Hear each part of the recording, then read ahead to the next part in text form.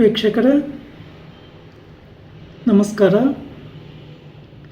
ನಾನು ನಿಮ್ಮ ನಾಗರಾಜ್ ಚೋಳೂರ್, ಪ್ರಖ್ಯಾತ ಜ್ಯೋತಿಷಿ, ವಾಸ್ತು ಹಾಗೂ ಸಂಖ್ಯಾಶಾಸ್ತ್ರಜ್ಞರು ಮಾತನಾಡ್ತಾ ಇರ್ತಕ್ಕಂಥದ್ದು.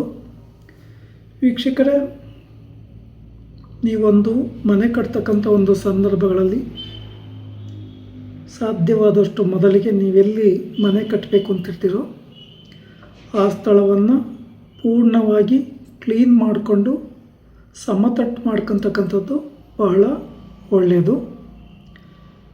ಮನೆ ಕಟ್ಟೋದಕ್ಕೆ ಮುಂಚೆ, ಅಂದರೆ ಪೂಜೆ ಮಾಡೋದಕ್ಕೆ ಮುಂಚೆ ಒಂದು ದಿವಸ ಕ್ಲೀನಾಗಿ ಮಾರ್ಕಿಂಗ್ ಮಾಡ್ಕೋಬೇಕಾಗುತ್ತೆ. ಈ ಮಾರ್ಕಿಂಗ್ ಮಾಡ್ಕೊತಕ್ಕಂಥ ಸಮಯ ಆದಷ್ಟು ತುಂಬ ಟೈಮ್ ಹಿಡಿಯೋದ್ರಿಂದ ಸರಿಯಾದ ರೀತಿಯಲ್ಲಿ ವಾಸ್ತು ಪ್ರಕಾರ ಮಾರ್ಕಿಂಗ್ ಮಾಡ್ಕೊಂಬೋದು ಬಹಳ ಒಳ್ಳೆಯದು. ನಿಮ್ಮ ಸೈಟಿನ ನೈಋತ್ಯ, ದಕ್ಷಿಣ, ಪಶ್ಚಿಮದ ಕಡೆ ಹೆಚ್ಚು ನೀವು ಕಟ್ತಕ್ಕಂಥ ಮನೆ ಬರೋ ಹಾಗೆ ಪ್ಲ್ಯಾನ್ ಮಾಡ್ಕೋಬೇಕಾಗುತ್ತೆ. ಪೂರ್ವ, ಈಶಾನ್ಯ, ಉತ್ತರದ, ವಾಯುವ್ಯದ ಭಾಗಗಳು ಹೆಚ್ಚಾಗಿ ಖಾಲಿ ಸ್ಥಳ ಇದ್ದರೆ ಬಹಳ ಉತ್ತಮ. ಅದೇ ರೀತಿ ನೀವು ನಿಮ್ಮ ಮನೆಯಲ್ಲಿ ಏನು ರೂಮ್ಗಳನ್ನ ಕಟ್ತೀರಿ, ಬೆಡ್ರೂಮ್ ಆಗಿರ್ಬೋದು, ಕಿಚನ್ ರೂಮ್ ಆಗಿರ್ಬೋದು, ಡೈನಿಂಗ್ ರೂಮ್ ಆಗಿರ್ಬೋದು, ಈ ರೂಮ್ಗಳಲ್ಲಿ ವಿಶೇಷವಾಗಿ ಉಚ್ಚ ಸ್ಥಾನದಲ್ಲಿ ಇರುವಂತೆ ಕಿಟಕಿಗಳನ್ನು, ಬಾಗಿಲುಗಳನ್ನು ಇಟ್ಕೋಬೇಕಾಗುತ್ತೆ. ಇವೆಲ್ಲ ಯಾವುದೇ ರೀತಿ ತಪ್ಪು ಲೋಪ ಆಗದಲ್ಲಿರೋ ರೀತಿಯಲ್ಲಿ ಇಟ್ಕೊಂಬೋದು ಒಳ್ಳೆಯದು. ಕೆಲವೊಂದು ಮನೆಗಳಲ್ಲಿ ಏನಾಗುತ್ತೆ ಅಂದರೆ ಉಚ್ಚ ಸ್ಥಾನದಲ್ಲಿ ಇಡೋ ಸ್ಥಳ ಗಡಿಬಿಡಿಯಲ್ಲಿ, ಅಥವಾ ಕೆಲವರು ಹಾಲಿಗೆ ಮುಖ್ಯ ಬಾಗಿಲುಗಳು ಕಾಣುವಂತೆ ಕೊಠಡಿಗಳನ್ನು ಮಾಡ್ಕೊತಾರೆ. ಇದು ಅಷ್ಟೊಂದು ಶುಭಪ್ರದ ಅಲ್ಲ. ಯಾಕೆಂತಂದರೆ ಕೆಲವು ಟೈಮು ನೀವು ಯಾರಾದರೂ ಅನಾರೋಗ್ಯವಾಗಿದ್ದರೆ ಅಥವಾ ಏನಾದರೂ ಗಡಿಬಿಡಿಯಲ್ಲಿ ಒಡವೆ, ಹಣ ಇತ್ಯಾದಿಗಳನ್ನು ನಿಮ್ಮ ಬೆಡ್ರೂಮ್ನಲ್ಲಿ ಹಾಕಿಟ್ಟಾಗ ಹಾಲ್ನಲ್ಲಿ ಯಾರಾದರೂ ಬಂದು ಕೂತ್ಕೊಂಡಿದ್ದು ಅವ್ರ ಕಣ್ಣಿಗೆ ಬಿದ್ದು ಅದು ಮಿಸ್ಸಿಂಗ್ ಆದರೆ ಆಮೇಲೆ ಸಮಸ್ಯೆಯನ್ನು ಅನುಭವಿಸ್ಬೇಕಾಗಿ ಬರ್ತದೆ. ಅವ್ರ ಮೇಲೂ ಅನುಮಾನ ಪಡೋದಲ್ಲದೆ ನೀವು ಸಹ ಸಮಸ್ಯೆಗಳ ಒದ್ದಾಟಕ್ಕೆ ಬೀಳ್ತೀರಿ.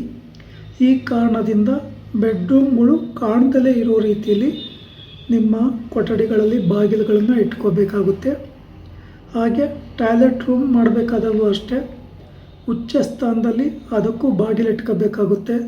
ಉತ್ತರಕ್ಕೆ ಮುಖ ಮಾಡಿಕೊಂಡು ಕೂತುಕೊಳ್ಳೋ ರೀತಿಯಲ್ಲಿ ವ್ಯವಸ್ಥೆಯನ್ನು ಮಾಡ್ಕೋಬೇಕಾಗುತ್ತೆ.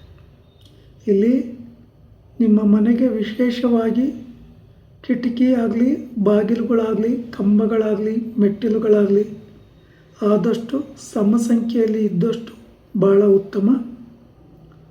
ಹಾಗೆ ನಿಮ್ಮ ಮನೆಗೆ ಶುದ್ಧವಾದ ಗಾಳಿ, ಬೆಳಕು ಬರುವಂತೆ ಕಿಟಕಿಗಳನ್ನು ಅಳವಡಿಕೆ ಮಾಡ್ಕೊಂಬೋದು ಭಾಳ ಒಳ್ಳೆಯದು. ಈ ಮನೆ ಕಟ್ಟುವ ಸಂದರ್ಭದಲ್ಲಿ ಅಥವಾ ಫೌಂಡೇಶನ್ ಎಲ್ಲ ಆಗಿ ಅಥವಾ ಒಂದು ಅರ್ಧ ಮನೆ ಆದಮೇಲೆ ಏನಾದರೂ ಚೇಂಜಸ್ ಮಾಡ್ಕೋಬೇಕು ಅಂತ ಅಭಿಲಾಷೆ ಬಂದಲ್ಲಿ ಅದು ಒಳ್ಳೆಯದಲ್ಲ. ಮನೆ ಕಟ್ಟೋದಕ್ಕೆ ಮುಂಚೆನೇ ಡಿಸ್ಕಷನ್ ತೆಗೆದುಕೊಂಡು ಸರಿಯಾದ ಮಾಹಿತಿ ತಿಳ್ಕೊಂಡು ಆ ಪ್ಲ್ಯಾನ್ ಪ್ರಕಾರ ಮನೆ ಕಟ್ಟೋದು ಉತ್ತಮ. ಅರ್ಧ ಆದಮೇಲೆ ಅಥವಾ ಕಡೆಗಳಿಗೆಯಲ್ಲಿ ಬದಲಾವಣೆ ಮಾಡ್ಕೊಳ್ಳಿಕ್ಕೆ ಹೋದರೆ ಅಷ್ಟೊಂದು ಉತ್ತಮವಾಗಿ ಇರೋದಿಲ್ಲ. ಇನ್ನು ವಿಶೇಷವಾಗಿ ಹೇಳಬೇಕು ಅಂತ ಅಂದರೆ, ಇಲ್ಲಿ ಮನೆಯನ್ನು ಅರ್ಧ ಕಟ್ಕೊಂಡು ಅದೇ ಮನೆಯಲ್ಲಿ ವಾಸ ಮಾಡಿಕೊಂಡು ಇನ್ನರ್ಧ ಕಟ್ಟಲಿಕ್ಕೂ ಸಹ ಹೋಗಬಾರ್ದು. ಆ ಮನೆ ಪೂರ್ಣವಾಗಿ ಗೃಹ ಪ್ರವೇಶ ಆಗುವವರೆಗೂ ಆ ಮನೆಯಲ್ಲಿ ವಾಸ ಮಾಡೋವಾಗಿಲ್ಲ. ಹಾಗೆ ನೀವು ಮನೆ ಕಟ್ತಕ್ಕಂಥ ಯಾವ ಕುಟುಂಬ ಇರ್ತದೋ ಆ ಕುಟುಂಬದಲ್ಲಿ ಯಾರಾದರೂ ತುಂಬ ಗರ್ಭಿಣಿಯರಿದ್ದಾಗ, 8 ತಿಂಗಳಾಗಿದ್ದರೆ ಅಥವಾ 7, 8, 9 ತಿಂಗಳಾಗಿದ್ದರೆ ಅಂತಹ ಸಂದರ್ಭದಲ್ಲಿಯೂ ಸಹ ಆ ಮನೆ ಕಾರ್ಯವನ್ನು ಪ್ರಾರಂಭ ಮಾಡೋ ಹಾಗೆ. ಇನ್ನು ಪಾರ್ಕಿಂಗ್ ಎಲ್ಲ ಮಾಡ್ತಕ್ಕಂಥ ಸಮಯದಲ್ಲಿ ನಿಮ್ಮ ಮನೆಗೆ ಆದಷ್ಟು ವಾಯುವ್ಯದಲ್ಲಿ ಪಾರ್ಕಿಂಗ್ ಮಾಡ್ಕೊಳ್ಳಿ. ಈಶಾನ್ಯ, ಉತ್ತರ ವಾಯುವ್ಯ ಅಥವಾ ಆಗ್ನೇಯ, ಪೂರ್ವ, ಈಶಾನ್ಯದ ಕಡೆಯೂ ಪಾರ್ಕಿಂಗನ್ನು ಮಾಡ್ಕೋಬೋದು. ಅಥವಾ ಇನ್ನೂ ಅವಕಾಶ ಇದ್ದಲ್ಲಿ ದಕ್ಷಿಣ, ನೈಋತ್ಯ, ಪಶ್ಚಿಮದಲ್ಲಿಯೂ ಸಹ ಪಾರ್ಕಿಂಗ್ ಮಾಡ್ಕೊಳ್ಳಿಕ್ಕೆ ಅವಕಾಶಗಳು ಇರ್ತದೆ. ಇಲ್ಲಿ ನಿಮ್ಮ ಮನೆಗೆ 3 ಸಲ ಪೂಜೆ ಆಗಬೇಕಾಗುತ್ತೆ. ಒಂದು ಪಾಯ ತೆಗೆಯೋದಕ್ಕೆ ಮುಂಚೆ ಒಂದು ಭೂಮಿ ಪೂಜೆ ಅಂತೇಳಿ ಮಾಡ್ತಾರೆ. ಆ ಪೂಜೆಯನ್ನು ಶುಭಗಳಿಗೆ ಶುಭ ಸಮಯ ರಾಜಯೋಗದಲ್ಲಿ ಮಾಡ್ಕೊಳ್ಳಿ. ಬಾಗಿಲಿಡಬೇಕಾದಾಗಲೂ ಅವಕ್ಕೆ ಶುಭ ಯೋಗ ಶುಭ ಸಮಯದಲ್ಲಿ ರಾಜಯೋಗದಲ್ಲಿ ಮನೆಯ ಮುಖ್ಯ ಬಾಗಿಲನ್ನು ಇಟ್ಟು ಪೂಜೆ ಮಾಡಿ ಅಲ್ಲಿರ್ತಕ್ಕಂಥವ್ರಿಗೆಲ್ಲ ಸಿಹಿ ತಿಂಡಿಯನ್ನು ಹಂಚಿ ಆಮೇಲೆ ಇತರೆ ಕಾರ್ಯಗಳನ್ನು ಮಾಡ್ಕೋಬೇಕಾಗುತ್ತೆ. ಕಡೆಯದಾಗಿ ಗೃಹ ಪ್ರವೇಶ, ವಾಸ್ತುಶಾಂತಿ, ನವಗ್ರಹ ಶಾಂತಿ ಹೋಮ, ಸತ್ಯನಾರಾಯಣ ಪೂಜೆ ನಿಮ್ಮ ಅನುಕೂಲಕ್ಕೆ ತಕ್ಕ ಹಾಗೆ ಮಾಡ್ಕೊಂಬೋದು ಭಾಳ ಒಳ್ಳೆಯದು.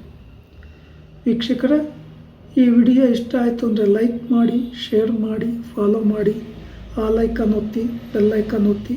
ನಮಸ್ಕಾರ.